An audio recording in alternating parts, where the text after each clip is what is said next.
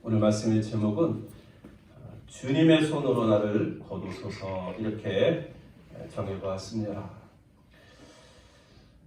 봄에 농부가 밭에 나가서 씨를 뿌립니다. 여러분, 농부가 밭에 나가서 씨를 뿌릴 때는 이유가 있습니다. 그게 뭐냐면 씨앗을 심으면 열매를 맺는다라는 믿음이 있기 때문에 그렇습니다.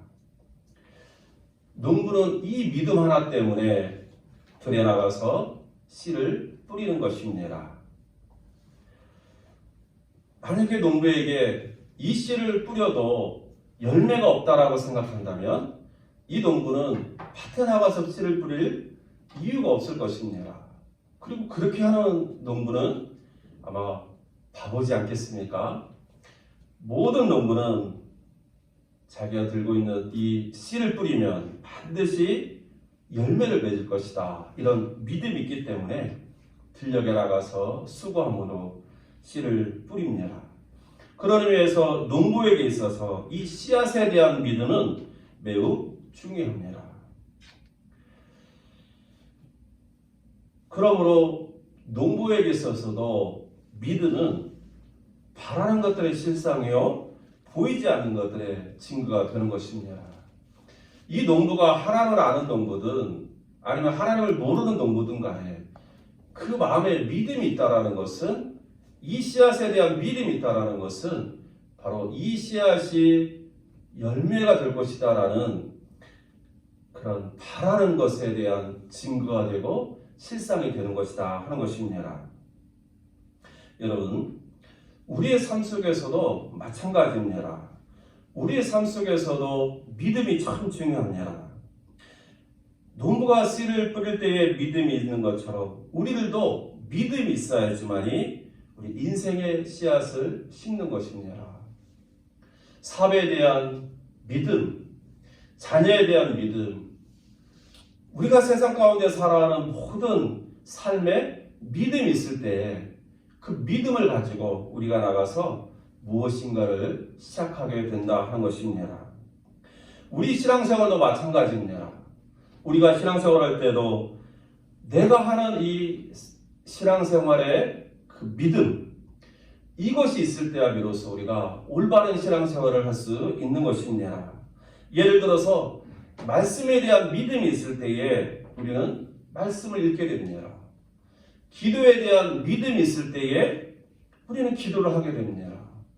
순종의 삶에 대한 믿음이 있을 때에 우리는 하나님의 말씀에 순종하며 살게 되는 것입니다.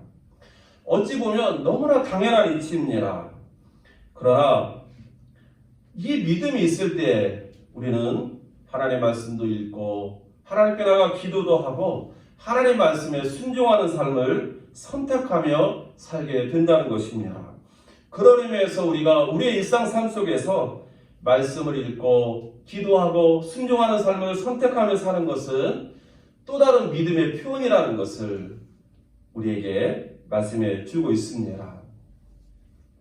그런데 이 농부가 씨를 뿌리지만 모르는 것이 있습니다. 오늘 말씀해 보니까 27절에 이 농부는 자기 손에 씨를 뿌리면서도 그리고 이 씨앗이 열매를 맺을까라는 믿음이 있으면서도 모르고 있는 것이 있다는 것입니다. 그게 뭐냐면 이 씨가 어떻게 자라는지를 알지 못한다라고 성경은 말씀하고 있습니다. 오늘 27절에 보니까 농부가 밤낮 자고 깨고 하는 중에 씨가 나서 자라되 어떻게 그리 되는지를 알지 못하느니라. 농부는 씨를 뿌리면 열매를 얻는다는 믿음은 있지만 그 씨가 정작 어떻게 싹이 나고 또 이삭을 맺고 충실한 곡식으로 되어가는지 알지 못하는 것입니다. 농부는 그냥 밭에 나와서 씨앗을 뿌리고 돌아오는 것입니다. 그런데 그 씨앗이 이렇게 자라서 열매가 되는 것입니다. 왜 그럴까? 여러분, 왜 씨앗은 이와 같이 심겨지면 스스로 자라는 것입니까? 그것은 바로 이 씨앗 속에 생명이 있기 때문에 그렇습니다. 생명의 속성은 자라는 것입니다. 어린아이가 태어나면 그 아이는 자라게 되어 있습니다. 왜냐하면 그 아이 속에 있는 생명이 그 아이로 하여금 자라게 하는 것입니다. 생명의 씨앗을 심으면 이 생명력 때문에 자라게 되는 것입니다. 오늘 본문에 이러한 씨앗의 생명력을 28절에 보니까 땅이 스스로 열매를 맺되라고 표현하고 있습니다. 스스로 열매를 맺는 능력, 이것이 바로 씨가 가지고 있는 생명력입니다. 땅이 스스로 열매를 맺는다 했을 때 이 땅은 흙을 말하는 것이 아니라 땅 속에 심겨진 씨앗을 가리킵니다. 그 씨앗이 미약하고 얼어붙은 땅 같은 곳에 심겨질지라도 그 안에 생명이 있기 때문에 이 씨앗은 스스로 자라나서 열매를 맺게 된다 하는 것을 말해주고 있습니다. 여러분, 우리의 신앙생활에도 바로 이 하늘의 씨앗에 생명력이 있다는 것을 믿는 것이 중요합니다. 여러분, 우리가 늘 대하는 하나님의 말씀에 그 말씀의 씨앗에 생명력이 있습니다. 우리 영혼을 살리는 생명력이 있습니다. 우리 영혼을 채워주는 하늘의 양식이라는 표현과 같이 우리 영혼을 채워주는 생명력이 있다는 것입니다. 우리의 기도에 생명이 있습니다. 우리가 기도에 씨앗을 뿌리면 응답의 역사로 나아가는 것입니다. 순종의 삶에 생명력이 있습니다. 우리가 순종의 씨앗을 우리 삶 속에 심으면 하나님께서 약속하신 대로 순종하는 자에게 주시는 하나님의 은혜가 우리에게 다가오는 것입니다. 말씀이 내 안에서 어떻게 자라나는지, 기도가 내 안에서 어떻게 응답되어 가는지, 순종의 삶이 내 안에서 어떻게 역사하는지 우리는 알지 못합니다. 그러나 중요한 것은 뭐냐면 내가 알지는 못하지만 그러나 분명 내 안에서 씨앗은 그대로 있지 아니하고 싹이 나고 이삭이 패고 열매가 익어가는 것처럼 말씀에 싹이 나고 말씀에 이삭이 패고 말씀에 열매가 익어간다는 것입니다. 여러분, 이것이 바로 신앙의 신비고 신앙의 기적인 것입니다. 기적은 죽을 병에 들렸던 사람이 살아나고 홍해 갈라지는 것처럼 자연의 놀라운 일이 일어나는 것만이 아니라 우리의 삶 가운데, 우리의 심령 가운데서 이 하나님의 하늘의 씨앗으로 말미암아 변화가 일어나고 생명의 역사가 일어나고 놀라운 응답이 일어나고 우리가 구원의 자리에 들어서게 되고 소망 가운데 살아가는 힘을 얻게 되고 이 모든 것들이 바로 하늘이 우리에게 주시는 기적이라는 사실입니다. 여러분, 그러므로 우리는 우리의 삶 속에 이 말씀의 씨앗, 기도의 씨앗, 순종의 씨앗을 심고 뿌려야 되는 줄로 믿습니다. 요즘 제 삶을 이끄는 말씀이 있습니다. 그 첫 번째 말씀이 이사야 49장 9절로 10절에 있는 말씀인데요. 제가 한번 읽어드리도록 하겠습니다. 모든 헐벗은 산에도 그들의 풀밭이 있을 것인즉 그들이 줄이거나 목마르지 아니할 것이며 더위와 볕이 그들을 상하지 아니하리니 이는 그들을 긍휼히 여기시는 이가 그들을 이끌되 샘물 근원으로 인도할 것임이라. 여러분, 이 말씀은 역설입니다. 무슨 말이냐면 헐벗은 산, 모든 헐벗은 산입니다. 그러면 풀밭이 있을 수가 없습니다. 그런데 모든 헐벗은 산에도 불구하고 그들의 풀밭이 있다라고 말씀하십니다. 이 그들은 하나님의 백성들, 바로 믿음으로 사는 자들에게 하나님께서 남겨놓으신 풀밭이 있다라는 사실입니다. 여러분, 요즘 얼마나 힘이 듭니까? 여러분만 힘든 게 아니라 저도 힘든 시간을 보내고 있습니다. 우리 모두가 다 힘든 시간을 보내고 있습니다. 마치 헐벗은 산처럼 바라볼 것 없고 기대할 것 없는 오늘의 삶이 아닙니까? 여러분, 그런데도 하나님의 말씀은 모든 헐벗은 산에도 그들의 풀밭이 있을 것이라고 약속하고 있다는 사실입니다. 모든 상황은 헐벗은 산처럼 아무런 소망이 없어 보이지만 그러나 하나님 안에는 우리를 향한 은혜의 풀밭이 있다라고 하나님은 우리에게 말씀해 주고 계십니다. 그리고 하나님은 믿는 자들에게 이 하나님만이 줄 수 있는 이 은혜의 풀밭을 주시겠다라고 약속하고 있다는 것입니다. 여러분, 언제부터인가 저는 이 말씀이 제 안에 씨앗이 되었습니다. 말씀의 씨앗이 되어서 제 심령 안에 떨어졌습니다. 그랬더니 어려운 일을 만날 때마다, 그리고 요즘처럼 어려운 상황이 지속되고 있는 지금 이런 순간에도 이 말씀을 생각할 때마다, 그리고 이 말씀을 마음속으로 반복해서 읊조릴 때마다 이 말씀은 저에게 소망이 되고 힘이 되면서 계속해서 앞이 보이지 않는 이 어려움의 시간을 지나가도록 능력이 되고 있음을 경험하게 됩니다. 사랑하는 성도 여러분, 저뿐만이겠습니까? 여러분에게도 하나님의 말씀은 동일하게 약속으로 주어진 줄로 믿습니다. 모든 헐벗은 산에도, 그래서 사람들에게는 모든 것이 다 잃어버린 듯하고 모든 것이 다 아무것도 없는 것처럼 보이는 그런 적막하고 황량한 산일지 모르지만, 하나님은 소망하는 자들에게는 그 가운데서도 하나님께서 남겨놓으신 은혜의 풀밭이 있다는 사실을 여러분 꼭 믿음으로 받으며 살아갈 수 있기를 주 이름으로 축원합니다. 믿음의 눈을 가질 때 보이는 풀밭입니다. 믿음으로 달려가는 자들에게 주시는 하나님의 풀밭입니다. 그러므로 누구나에게 열려있지 않습니다. 그러나 하나님만을 바라보고 믿음으로 하나님을 향해 달려가는 자들에게는 하나님께서 눈을 열어서 이 풀밭을 보게 하실 줄로 믿습니다. 또 요즘 제 마음을 붙들고 있는 또 말씀이 있다면 민수기 10장 33절에 있는 말씀입니다.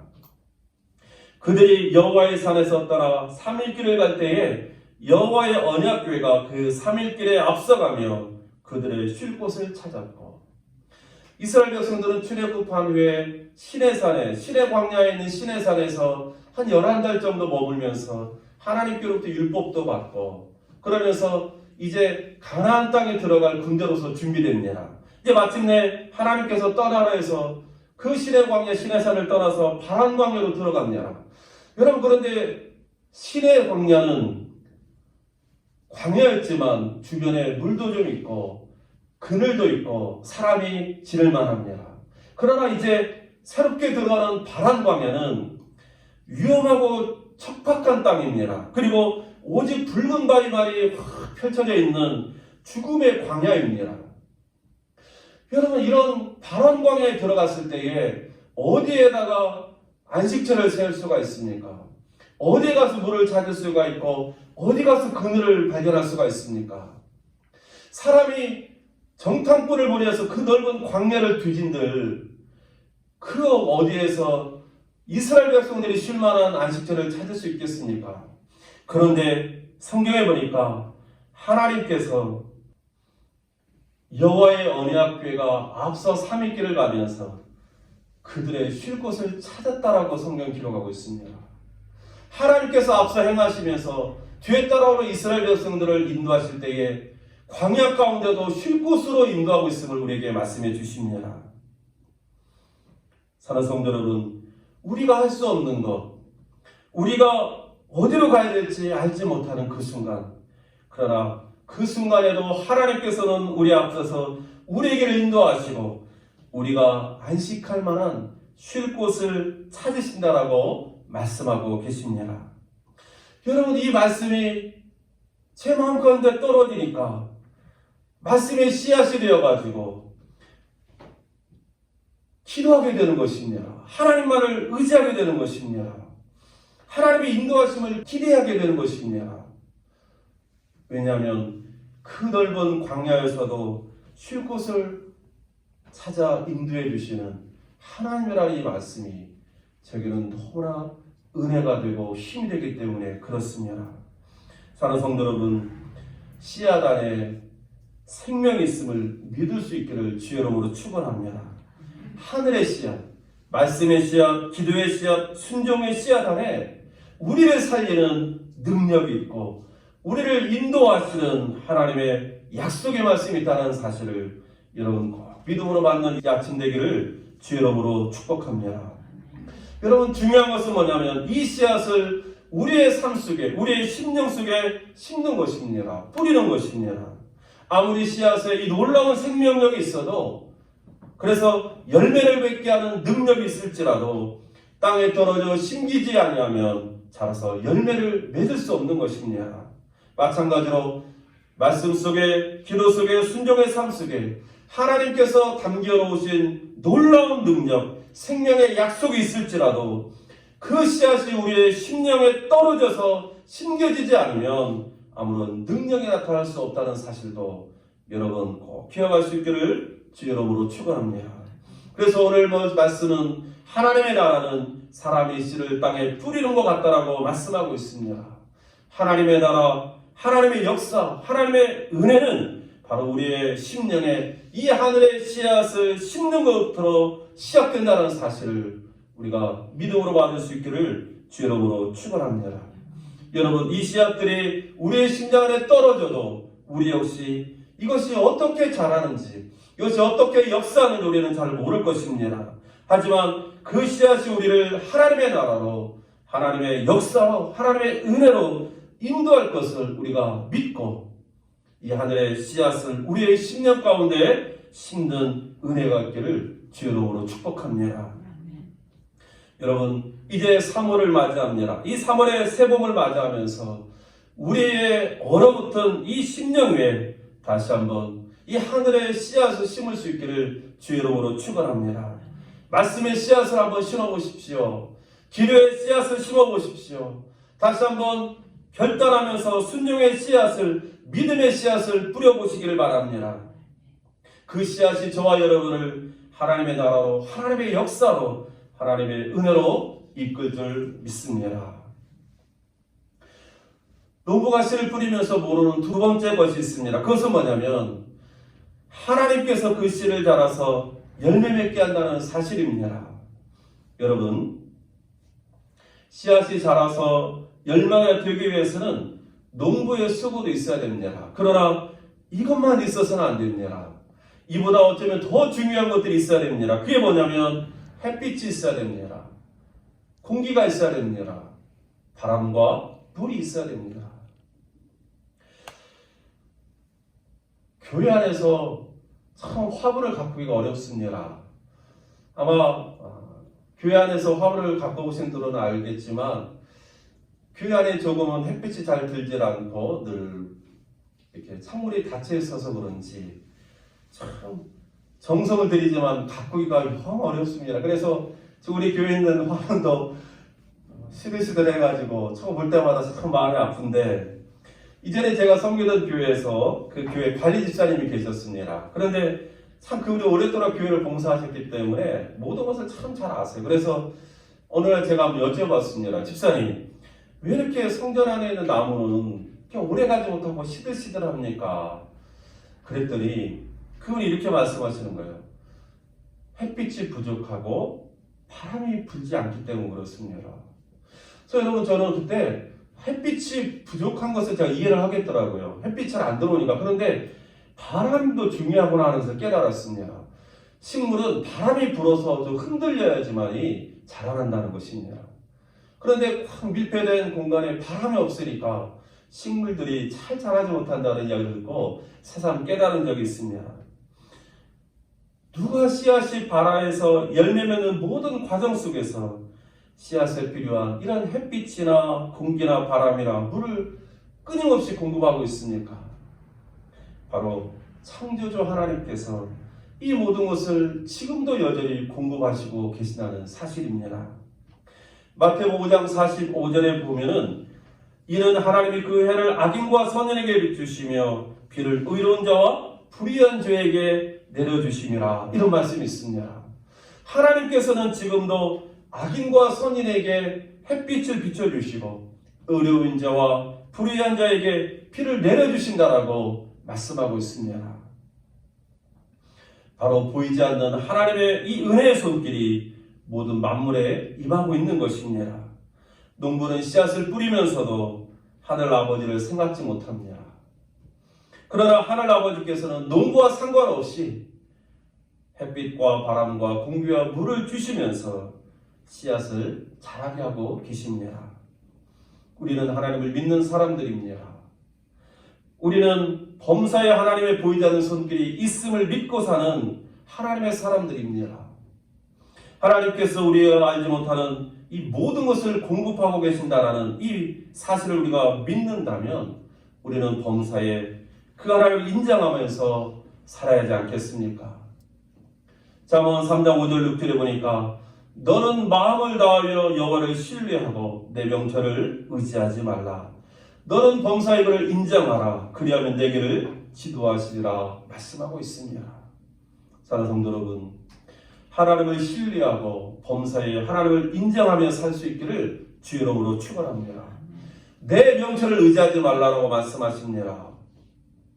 우리 인간의 짧은 지혜와 지식을 의지하지 말고 마음을 다하고 여호와를 신뢰하며 범사에 하나님을 인정함으로 하나님께서 인도하시는 그 은혜의 삶을 살 수 있기를 주의 이름으로 축원합니다. 여러분, 농부는 알지 못하는 가운데 씨앗을 뿌렸지만 선인과 악인에게 해를 비추시고 의로운 자와 불의한 자에게 비를 내려주시는 이 하나님의 자비하심으로 열매를 얻고 사는 것입니다. 그렇다면 이 하나님의 보이지 않는 은혜의 손길이 있음을 믿고 범사에 그 하나님을 인정하며 사는 믿음의 자녀들에게 하나님께서 더 좋은 열매를 허락해 주시지 않겠습니까? 하나님을 인정하는 믿음으로 하나님께서 내 안에 뿌려진 씨앗을 열매로 응답해 주실 것을 믿고 믿음의 씨앗, 말씀의 씨앗, 기도의 씨앗, 순종의 씨앗을 뿌려보는 우리 모두가 될 수 있기를 주의 이름으로 축원합니다. 하나님의 나라는 이와 같이 이 은혜의 손길을 믿고 기다리는 자에게 임하게 될 줄로 믿습니다. 그런데 우리 이 말씀을 배우면서 우리가 잊지 말아야 할 것이 있습니다. 그것은 뭐냐면 29절에 보니까 열매가 익으면 곧 낫을 대나니 이는 추수 때가 이르렀습니다. 여러분, 농부가 아무 때나 낫을 대지 않습니다. 열매가 익어서 충실한 곡식으로 되었을 때에 농부는 마침내 낫을 대어 거두는 것입니다. 그리고 그 풍성한 열매를 보면서 기뻐하며 감사하며 곳간에 이 열매를 차곡차곡 쌓아 놓는 것입니다. 어쩌면 씨앗에게 있어서는 이 순간이 가장 영광의 순간이고 보람의 순간이 아니겠습니까? 농부가 열매로 자란 자신을 보면서 기뻐하면서 낫을 대면서 그리고 그것을 곳간에 차곡차곡 쌓으면서 감사하는 그 모습을 보면서 이 씨앗은 기뻐하며 보람을 느끼지 않겠습니까? 저는 이 말씀 묵상하는 가운데 이 곳간이 하나님의 나라, 이 곳간이 하나님의 품이라면 하나님도 마찬가지지 않을까? 우리가 처음에는 작은 믿음의 씨앗을 뿌려가지고 싹이 나고 이삭이 패고 곡식으로 자라는 이 모습을 보시면서 그리고 나중에는 충실하게 익은 열매로 성장했는 우리의 모습을 보실 때에 마치 농부가 기쁨으로 낫을 내어 거두는 것처럼 언젠가 우리들을 거두실 때도 그렇게 충실하게 열매로 되어 있는 우리의 모습을 보면서 기뻐하지 않을까 하는 생각을 가져보게 되었습니다. 여러분, 저와 여러분이 하나님의 곳간에 하나님의 우리 인생의 주인 되시는 하나님 마음의 기쁨으로 담겨질 수 있다면, 거두어질 수 있다면 그것이 바로 우리의 신앙의 큰 기쁨과 감사의 제목이 되지 않겠습니까? 언젠가 우리들에게도 우리 인생의 주인 되신 하나님께서 다가오셔서 마치 농부가 낫을 대는 것처럼 우리를 거두시려고 할 때가 있을 것입니다. 그날의 우리의 모습이 열매가 충실한 곡식이 가득한 그런 모습으로 남겨있지 않겠습니까? 주님께서 주인이 와서 우리를 볼 때에 아무것도 열매가 없거나 아니면 거둘 수 없는 그런 모습으로 우리가 있다면 그 주인 되신 하나님께서 실망하지 않겠습니까? 마지막 순간에 우리 인생의 주인 되신 하나님께서 우리를 거두러 오실 때에 우리의 모습이 충실한 곡식처럼 주인의 마음에 흡족한 열매가 되는 저와 여러분 될 수 있기를 주 이름으로 축원합니다. 그러므로 지금 우리에게 남겨있는 하루의 삶이 그냥 흘려보내는 하루하루가 아니라 바로 하나님 앞에서 충실한 곡식으로 맺어지고 또 맺어지는 그런 우리 인생의 주인 되신 하나님의 손에 기쁨으로 거두어 드리는 그런 열매가 되는 우리의 남은 여생 될 수 있기를 주 이름으로 축복합니다. 그래서 저는 이 자리에 있는 우리 연세가 많으신 우리 성도님들 그 심령 가운데 소망의 씨앗이 뿌려지기를 원합니다. 천국의 소망, 부활의 소망, 영생의 소망의 씨앗이 우리의 심령 가운데 떨어져서 열매로 자라기를 주 이름으로 축원합니다. 제가 요즘 저희 어머님이 이제 올해 89 되셨는데 어머님을 위해서 기도하는 것이 있습니다. 여러분, 인간의 자연적인 나이로 와서 이제 사시면 얼마나 더 사실까? 더 오래 사시기를 기도하기보다는 물론 그것도 있지만 그러나 그 10년 가운데 지금까지 뿌려진 믿음의 씨앗이 흔들리지 않고 하나님께 받은 약속의 말씀을 소망 중에 붙들어서 이제 이 땅을 떠나서 하나님 나라에 그리고 영원한 생명과 부활의 소망으로 다시 일어설 것을 기대하면서 살아가는 남은 날들이 됐으면 좋겠다. 이렇게 기도하고 있습니다. 이 자리에 함께 우리 모든 성도님들 한평생 하나님을 섬기며 지금까지 살아오지 않았습니까? 여러분의 10년 가운데 어떠한 소망의 씨앗이 있습니까? 여전히 이 세상에 향한 소망의 씨앗만 있습니까? 이 세상에서 좀 더 건강하게 잘 살고 나의 남은 인생 동안 내 자녀가 더 잘 되는 것을 바라보고 이러한 소망만 있습니까? 그러나 이것들도 필요하고 중요하지만 영원한 주님의 그 손에 안길 우리의 모습도 한번 소망 중에 씨앗을 뿌려보는 우리 모두가 될 수 있기를 주 이름으로 축복합니다. 1500년대 초에 이탈리아의 플로렌스에 도나텔러라는 유명한 조각가가 있었습니다. 이 도나텔러는 자기 생애 최고의 걸작품을 좀 만들고 싶었습니다. 그래서 그런 좋은 대리석이 나오기로 유명한 카레라라는 곳에 그곳에서 비싼 값을 주고 대리석을 사왔습니다. 그런데 막상 그 대리석을 갖다 놓고 보니까 마음에 드는 것이 없습니다. 그래서 이 도나텔러는 쓸만한 것이 하나도 없구나 하면서 그냥 그 대리석을 성당 뒷뜰에 그냥 버렸다고 합니다. 그런데 무명의 젊은 조각가가 그 대리석을 보니까 잘만 쓰면 좋겠는데 괜찮겠는데 이런 생각이 들었습니다. 그래서 그는 그 버려진 대리석을 가져다가 2년 동안 모든 열정을 퍼부어서 조각을 하고 또 조각을 시작했습니다. 마침내 2년이 지난 후 1504년 1월 25일에 플로렌스의 많은 시민들이 운집한 가운데서 이 조각상을 덮고 있던 베일이 다 거쳐집니다. 그때에 플로렌스의 많은 시민들이 흥분하기 시작합니다. 왜냐하면 그 작품이 바로 우리가 잘 아는 그 유명한 미켈란젤로의 다비드상이었기 때문에 그렇습니다. 이 미켈란젤로는 버려진 대리석 속에서 위대한 조각품을 건져낸 것입니다. 사랑하는 성도 여러분, 유명한 조각가였던 도나텔러처럼 하나님께서 우리에게 주신 이 하늘나라의 씨앗, 말씀의 씨앗, 기도의 씨앗, 순종의 씨앗을 혹시 우리들도 쓸모없는 것으로 여기면서 내버려두고 살아가고 있지 않습니까? 그러나 무명의 젊은 조각가였던 이 미켈란젤로처럼 버려진 대리석 속에서도 위대한 걸작품을 건져낸 것처럼 하나님께서 우리에게 주신 이 하루하루의 삶 속에서 이 하늘의 씨앗을 잘 가꾸는 가운데 언젠가 우리 인생의 주인 되시는 주님의 손에서 기쁨과 영광 열매로 거둬지는 충실한 열매로 남겨보고 싶지 않습니까?